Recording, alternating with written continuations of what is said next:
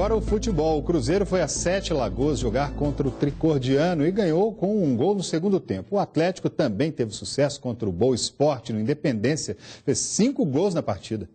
O Cruzeiro foi a Sete Lagoas no sábado encarar o Tricordiano. A Alisson começou levando a Raposa para frente.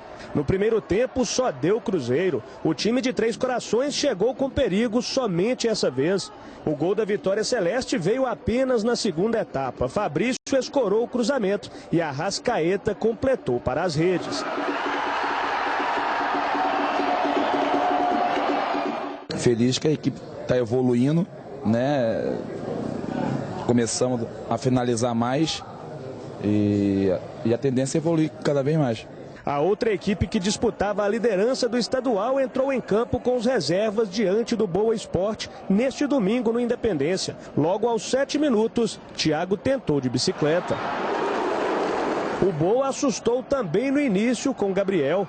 Daí para frente só deu Galo. O estreante do dia, Júnior Urso, abriu o placar de cabeça.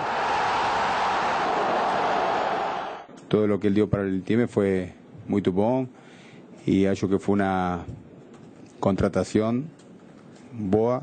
Pouco tempo depois, vacilo da defensiva do Boa Esporte. Dodô achou Pablo na direita, que cruzou e Eduardo marcou o segundo.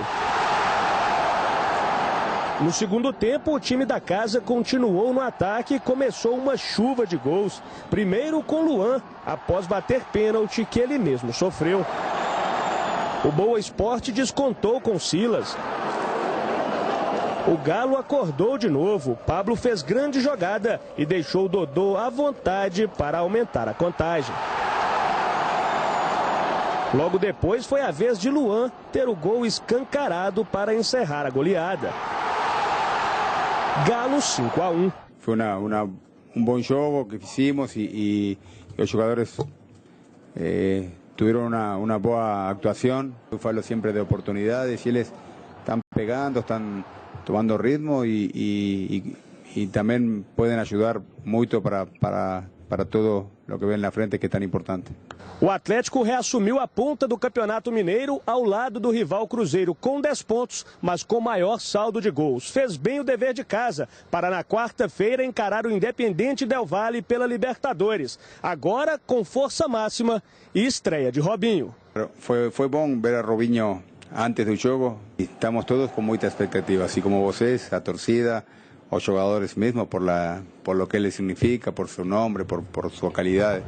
Ainda no tengo definido cuál va a ser el time titular. Tengo muchos jugadores que sí están decididos, pero está la posibilidad de Robinho de comenzar o no. Pero ainda no está definido.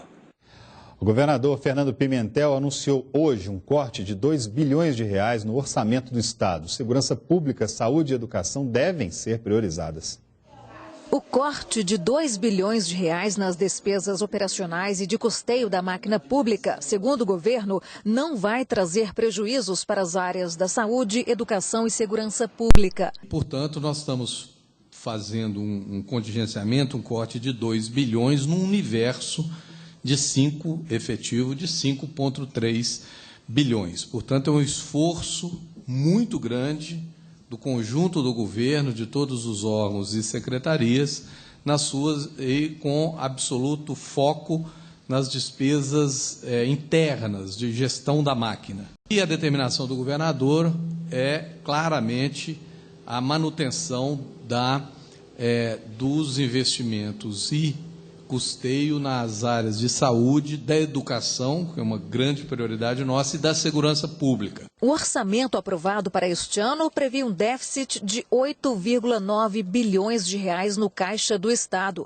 Com o corte, o governo espera diminuir esse valor. Nós herdamos um Estado absolutamente desequilibrado do ponto de vista fiscal. O momento é muito grave, é uma crise muito grave, talvez a mais grave crise financeira que Minas enfrentou nesses últimos 30 anos, mas ela está sendo enfrentada. E vamos equilibrar as contas do Estado. Não tem nenhuma dúvida que Minas tem capacidade para vencer essa situação. O corte virá acompanhado de uma reforma administrativa para maior eficiência do Estado. As medidas serão enviadas à Assembleia Legislativa de Minas Gerais em forma de projeto de lei para apreciação e serão divulgadas à população na próxima semana. Apesar dos cortes, o governo ainda anunciou durante a coletiva no Palácio da Liberdade um aumento de 125 milhões de reais no orçamento da educação. Só não detalhou se o montante será suficiente para honrar com o reajuste que o governo estabeleceu com os professores.